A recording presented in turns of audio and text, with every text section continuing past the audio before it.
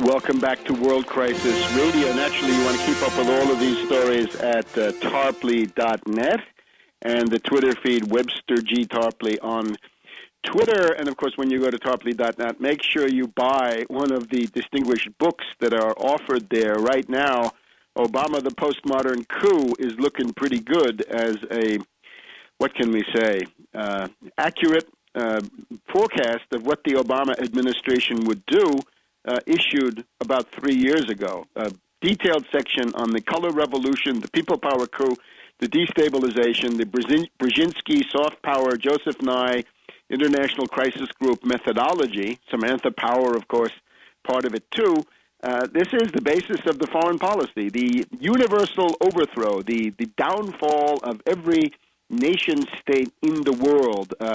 Its balkanization, partition, reduction into tribal or regional or warlord or criminal enterprise status. So get that in Obama, the Postmodern Coup, the making of a Manchurian candidate, telling you plenty about Obama's mentality.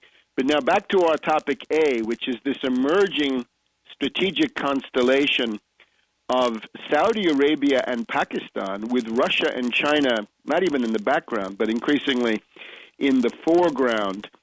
The visit of Mullen has then been followed by General Pasha of the ISI, the Intelligence Bureau, coming here to Washington. Not much in public about that. We've also got the Foreign Minister Bashir meeting with Hillary Clinton, and some verbiage coming out of that, which I don't think means too much. The general pattern, I think, is clear.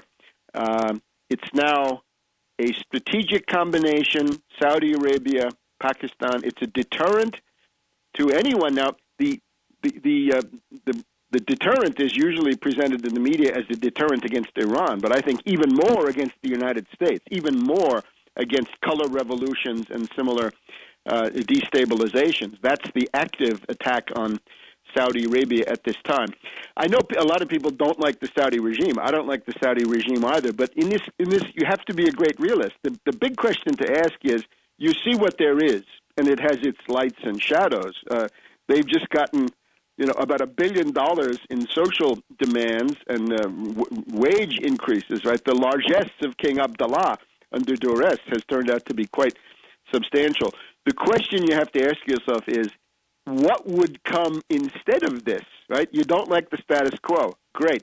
What are the possible alternatives to the status quo? And I'm afraid the way I can see it, the array of possibilities on the ground in Saudi Arabia is that all the alternatives to the status quo are worse than the status quo. And you're seeing that in Egypt now, that you've gone out of the frying pan and into the fire in Egypt, and I think also in Tunisia, although perhaps that's less clear. Chaos in Tunisia, a military junta, a military dictatorship with martial law in Egypt that's throwing people in jail with less due process than Mubarak was giving them. Do you really want to bring that to Saudi Arabia? Or we can look at Libya, and we will in detail in a minute. But now you've got predator drones as the harbinger of democracy in Libya, killing people there too. We'll ask the Pakistanis what they think of those predator drones. Maybe the Pakistani Facebook people should get on the Facebook and Twitter and tweet to their friends in Libya, look, you don't want to have these rebels calling in NATO airstrikes and predator drones, because that's what Pakistan has been living with, and it is hell on earth. Remember also that in Pakistan, the U.S. goal is civil war. The entire purpose of this is civil war, as I've stressed repeatedly over recent years on this program. The goal is to export the Afghan civil war into Pakistan. That was the heart of the Obama West Point speech of December 2009. That is U.S. policy. They can see the ethnic breakdown. You have Sindh, you have Punjab, you have Baluchistan, you have Pashtunistan, you have some other areas. The idea is to fragment that, to break up this country and destroy it so that there will never be an energy corridor from Iran into China. There will never be the Gwadar port. There will never be the entire plan for a Pakistani energy corridor as a key piece of the development of Eurasia. The U.S. and the British simply don't want that. So any solution that makes that impossible is wonderfully welcome to the U.S. and the British. So I have repeated in recent weeks, we are probably not far from a shooting war between the Obama regime, the United States, and Pakistan. And people in Pakistan certainly might find maneuvers to avoid this by, for example, expelling the U.S. forces. Another form that it takes, of course, is that when you have the attacks on the supply line, right, this long supply line from the port of Karachi all the way up through Pakistan to the Khyber Pass, you have had some incidents in recent weeks where 75 trucks, 100 trucks have been destroyed by shadowy figures who then disappear. This obviously means that those U.S. forces in Afghanistan are very much at risk. I would recommend get them out. Don't let that become Stalingrad. Don't wait until they're encircled somehow. Get them out now. End this lunatic experiment in Afghanistan. Save yourself $500 billion a year and end that so that you remove the cause of friction, because you now have a latent war between the United States and Pakistan. It's a real war, but if that breaks out into public open shooting with fronts and so forth, this is going to be bad for everybody. So the U.S. should avoid this war by getting out of Afghanistan right now with all deliberate speed. Now let's turn to Libya. Here, the general line is the question of the humanitarian emergency, the question of civilian losses is becoming the new issue of weapons of mass destruction.